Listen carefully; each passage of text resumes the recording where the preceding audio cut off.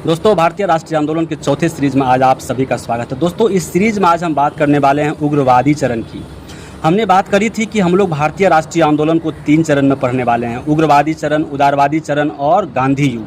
हमने उदारवादी चरण की बात कर ली है पिछले 3 वीडियो में, आप उनको एक बार ज़रूर देखें, उसके बाद आप चौथे सीरीज़ पर आएँ, वरना आप देख लेंगे याद तो रहेगा लेकिन एक स्टोरी समझ नहीं आएगी, और स्टोरी के साथ अगर आप फैक्ट को दिमाग में रखते हैं तो वो ज़्यादा दिनों तक टिकाऊ होता है। तो आज हम बात करने वाले हैं उग्रवादी चरण की। दोस्तों, उग्रवादी चरण का जो शुरुआत होता है वह 1905 से ही स्टार्ट हो जाता है, जब बंगाल विभाजन होता है। हम यह भी बात करेंगे कि आखिर उग्रवादी चरण की शुरुआत होने के पीछे कारण क्या क्या थे। तो उग्रवादी चरण की जो शुरुआत होती है, इसमें लॉर्ड कर्जन की प्रतिक्रियावादी नीति भी बहुत मायने रखती है। उसके बाद बंगाल विभाजन हो गया, उसके बाद उदारवादियों की जो कार्यशैली थी उस वजह से भी उग्रवादी को सामने आना पड़ा।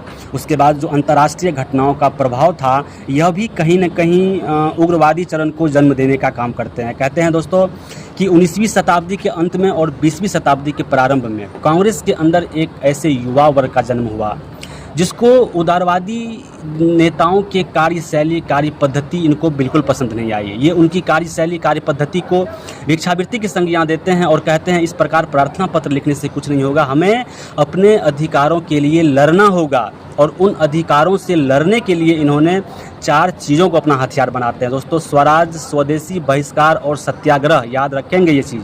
स्वराज, स्वदेशी, बहिष्कार और सत्याग्रह को ही इन्होंने अपना हथियार बनाया और उग्र तरीके से आंदोलन को गति देने का काम किया। कहते हैं, एक बात याद रखना मेरे दोस्त यहाँ पर, कि स्वदेशी, स्वराज और बहिष्कार का नारा सबसे पहले बाल गंगाधर तिलक ने ही दिए थे।